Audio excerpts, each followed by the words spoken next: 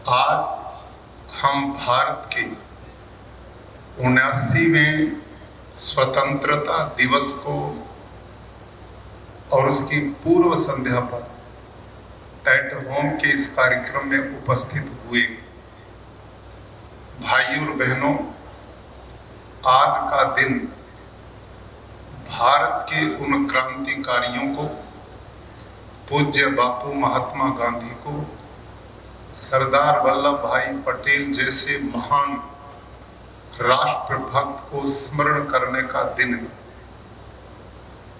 हजारों ऐसे युवा जिनको बहुत अच्छी तरह पता था कि जिस अंग्रेज के खिलाफ हम लड़ाई लड़के भारत को आजाद कराना चाहते हैं, यह रास्ता सीधा मौत की ओर जाता है, लेकिन उन्होंने इसकी तनिक भी चिंता नहीं की। हंसते खेलते मुस्कुराते, कठिनाइयों में भी वजन बढ़ाते हुए इस राष्ट्र की बलिवेदी पर अपने प्राणों को न्यौछावर किया और दुनिया से हंसते हंसते हम सबको आजाद करा करके चले गए। ऐसे सब क्रांतिकारियों के चरणों में उनकी स्मृति को आज हम सब नमन करते हैं, अभिनंदन करते हैं। पूज्य बापू महात्मा गांधी, जिनकी ये जन्मभूमि रही है, आज विशेष रूप से ऐसे नगर में जिसका अपना एक ऐतिहासिक महत्व है, जिसका एक सामाजिक महत्व है, जिसका एक राष्ट्रीय महत्व है और जिस नगरी का आध्यात्मिक महत्व है, ऐसी नगरी में आज हम भारत के 79वें स्वतंत्रता दिवस को मना रहे हैं। भाइयों और बहनों, आजाद भारत में इस समय अपना देश हर क्षेत्र में चहुमुखी विकास की ओर बढ़ रहा है। सौभाग्य से गुजरात की ही धरती पर पैदा हुए एक ऐसे कर्मयोगी, ऐसे अध्यात्मनिष्ठ, ऐसे समर्पित व्यक्तित्व श्रीमान नरेंद्र मोदी जी के रूप में भारत को प्रधानमंत्री के रूप में मिले हैं, जिन्होंने अथक परिश्रम और मेहनत के साथ इस देश को इन 11 वर्षों में नई दिशा प्रदान की। विश्व पटल पर भारत का गौरव स्थापित हुआ है। भारत के लगभग 30 करोड़ लोग इन 11 सालों में गरीबी रेखा से बाहर निकले। ये छोटी उपलब्धि नहीं है। चाहे औद्योगिक क्रांति हो, किसानों के लिए आधुनिक सुविधाओं का देकर के उसकी उन्नति का रास्ता तय किया हो, खेल जगत में भारत ने इन दिनों में जो प्रतिष्ठा प्राप्त की है वो अभूतपूर्व है। आज इंफ्रास्ट्रक्चर के रूप में देश को हम देखते हैं, चारों तरफ सड़कों का जाल बिछा हुआ है। रेलवे के नेटवर्क को देखते हैं, इतना आधुनिकीकरण किया है कि आज हर महीना एक नई वंदे भारत पटरियों पर दौड़ना शुरू कर रही है। आज भारत के एयरपोर्ट विश्व के सबसे जवान एयरपोर्ट है। आज भारत के लोगों का जीवन बहुत तेजी से बदल रहा है।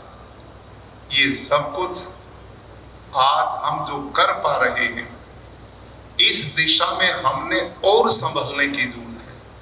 भाइयों बहनों, आज हम स्वतंत्र दिवस मना रहे हैं। यह दिन मेरे और आपके लिए चिंतन का भी दिन है। हमने अपने उन जिन वीरों ने इस देश की बलिवेदी पर एक सपना देख करके आजाद कराने का लक्ष्य लिया था, उनकी भावनाओं को स्मरण करते हुए, आदर देते हुए इस देश में ऊंच नीच, गरीब अमीर का भेद मिटता हो।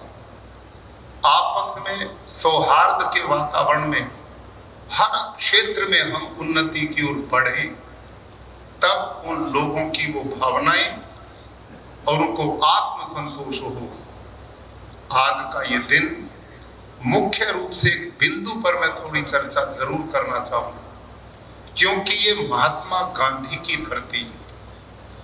महात्मा जी ने केवल राजनीतिक क्रांति नहीं की, उन्होंने इस देश में सामाजिक क्रांति बहुत ढांचागत ग्रामीण स्तर पर जाकर के करने का काम किया, और इन सब को करने में उनके पीछे जो सबसे बड़ी ताकत थी वो भारत के ऋषि मुनियों की सांस्कृतिक विरासत, आध्यात्मिक विरासत है।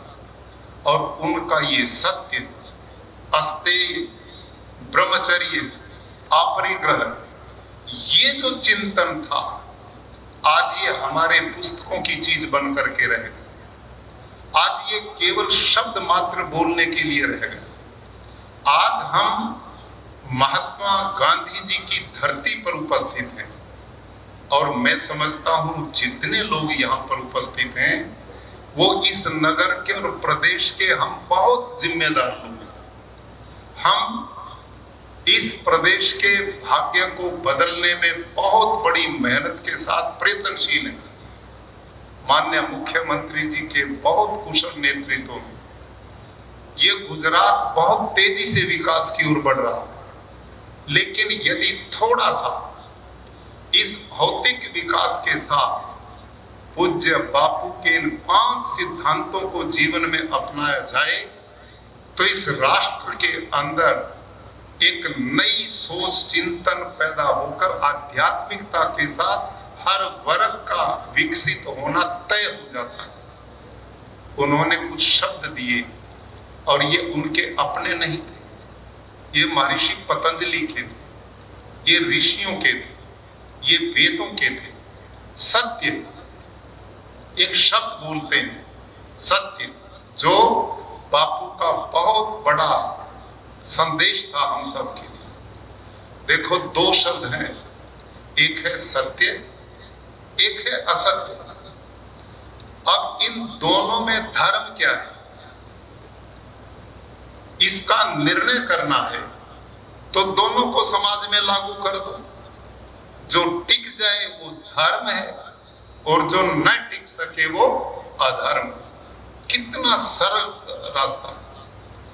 कल से निर्णय करो, सारी दुनिया झूठ बोलेगी, क्या चलेगी दुनिया?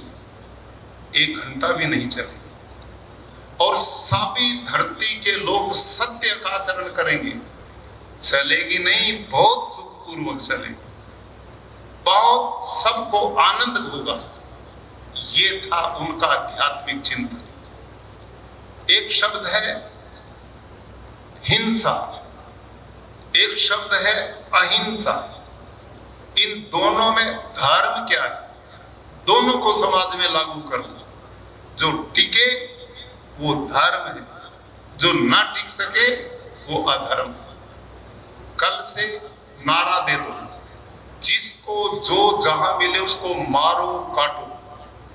चलेगी दुनिया? नहीं चल सकती। इस धरती पर जियो और जीने दो, सबको जीने का अधिकार है, जैसे मुझे वैसे अन्य को। बहुत मजे से चलेगी, आनंद से चलेगी, सुखमय होकर के चलेगी। ये था भारत के ऋषियों का और पूज्य बापू का चिंतन, जो उनकी आजादी के समय 2 चीजें एक बहुत बड़ी ताकत बनी थी। तीसरा उनका संदेश था अस्तेय। 2 शब्द हैं, एक है स्तेय, एक है अस्तेय। एक है चोरी करना और एक है चोरी ना करना। इसको ध्यान से हमने सुना है। भाई और बहनों, ऋषियों की सोच कितनी गहराई की थी। यही तो अध्यात्म था, यही तो धर्म का अंग था। जैसे मैं अपनी वस्तु की रक्षा चाहता हूं मेरी वस्तु की कोई चोरी ना करे, तो मैं दूसरे की वस्तु की चोरी क्यों करूं? ये था आध्यात्मिक चिंतन। इसकी मैं व्याख्या नहीं, बहुत सामान्य समय के अनुरूप बात समाप्त करना चाहता हूं। अगला उनका शब्द है ब्रह्मचर्य। एक शब्द है अब्रह्मचर्य। ब्रह्मचर्य का मतलब क्या है? ब्रह्म मैंने महान, ब्रह्म मैंने परमात्मा, चर्य मैंने उसमें विचरण करना। मानव को मानव देह प्राप्त करके अपनी इंद्रियों पर संयम करते हुए ऐसे जीवन जीना जिससे वो महान बने, जिससे वो ब्रह्म को प्राप्त करने की शक्ति प्राप्त करे। जब व्यक्ति संयमी होगा तो ऐसा व्यक्ति अपराधी हो ही नहीं सकता। और जो पाप अन्याय आज बहन बेटियों के साथ होते हैं, इसकी कल्पना ही नहीं हो सकती। ये भारत के ऋषियों का चिंतन था और अंतिम उनका उपदेश था अस्ते। दो शब्द अपरिग्रह, दो शब्द हैं, एक है परिग्रह, एक है अपरिग्रह। परिग्रह किसे बोलते हैं? चारों तरफ से इकट्ठा करना। और अपरिग्रह किसे कहते हैं? जो अपना है उसे भी छोड़ना। अब सोचिए, आज हम इन सब चीजों को भूल गए। मैं और आपका चिंतन आज न तो पढ़ाई में पढ़ाया जाता, न व्यवहार में सिखाया जाता। काश मेरे मासूम बालकों को गुरुकुलीय पद्धति से इन चिंतन के साथ पाल दिया जाता, तो आज इस भ्रष्टाचार के लिए कोई जगह होती। देखो, चोरी दूसरे की वस्तु की होती है और अपरिग्रह अपनी वस्तु का छोड़ना होता है। ऋषियों ने कहा कि लोगों, तुम धरती पे आए हो, यहां इस दुनिया के अड़ंगे को इकट्ठा करने की चीजों से दूर हट जाओ। उतना करो जिससे आपका जीवन चल सके, रोटी कपड़ा मकान की व्यवस्था हो सके। इससे ज्यादा इकट्ठा करोगे, अधर्म करोगे, पाप करोगे, भ्रष्टाचार करोगे, रिश्वत लोगे, बेईमान बनोगे, ये जन्म भी खराब होगा, अगला भी खराब होगा। और कर लो, कोई दिक्कत नहीं, करो इकट्ठा। पर जब चार कंधों की अंतिम यात्रा होगी तो बताओ क्या क्या साथ जाएगा? कुछ भी नहीं जाएगा। हाँ, भारत के ऋषि कहते हैं जाता, वो क्या जाता है? उसके अच्छे और बुरे कर्म। ये उसके जीवन की सबसे बड़ी पूंजी है।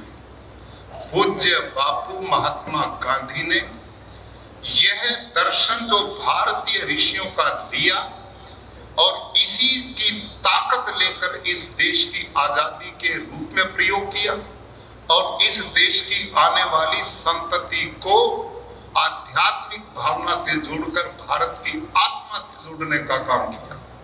मेरे प्यारे भाइयों और बहनों, आज का ये स्वातंत्र्य दिवस, इस पर हम एक संकल्प लें कि यदि हम अपरिग्रही बनकर के जहां जो जिस पद पर काम करता है, कर्तव्य भावना से, ईमानदारी से, समर्पण से, राष्ट्र सेवा में जुटता है, लोगों के कल्याण की भावना से काम करता है, इससे बड़ा धर्म दूसरा कोई नहीं। और यदि हम सब भारतवासी मिल करके आज इस प्रगतिवादी समाज में भी आगे बढ़े, हर प्रकार का भौतिक उन्नति भी हो और उसमें आध्यात्मिक चिंतन बना रहे, तो आज ये भारत इस देश के प्रधानमंत्री जिस दिशा में ले जाना चाहते हैं, विश्व गुरु के रूप में स्थापित होगा, विकसित भारत होगा, आने वाली पीढ़ियों का सुंदर सरल भविष्य बनेगा। इन्हीं शब्दों के साथ मैं आज के इस स्वतंत्र दिवस पर आप सभी को बधाई देता हूं, साधुवाद देता हूं और अपने उन क्रांतिकारी वीरों को श्रद्धांजलि अर्पित करते हुए उनसे प्रेरणा लें। पूज्य बापू और सरदार वल्लभ भाई पटेल ने जिस तरह से इस देश की आध्यात्मिक विरासत को बचाने का काम किया, राष्ट्रीय विरासत को बचाने का काम किया, उसी प्रकार का चिंतन लेकर हम आधुनिक युग में माननीय प्रधानमंत्री जी का जो मिशन है राष्ट्र का चहुमुखी विकास, इसमें सहयोगी बने। धन्यवाद। शांति।